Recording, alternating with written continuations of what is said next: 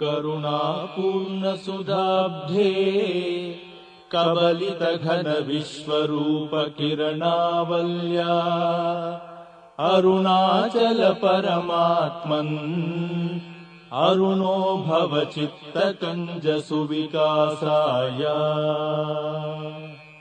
त्वय्यरुणाचल सर्वम् भूत्वा स्थित्वा प्रलीनमेतच्चित्रम् हृत्यहमित्यात्मतया नृत्यसि भोस्ते वदन्ति हृदयम् नाम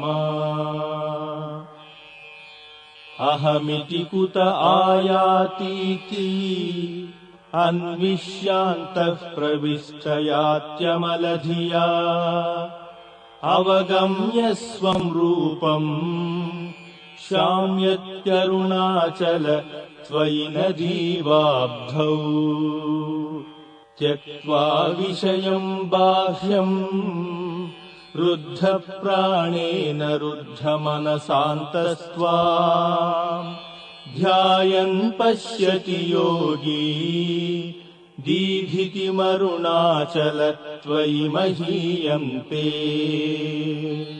त्वय्यर्पितमनसा त्वाम् पश्यन् सर्वम् तवाकृतितया सततम् भजतेऽनन्यप्रीत्या स जयत्यरुणाचल त्वयि सुखे मग्नः। श्रीमद्रमण महर्षेः दर्शनमरुणाचलस्य देवगिरा पञ्चकमार्या गीतौ रत्नम् त्विदमौपनिषदम् हि।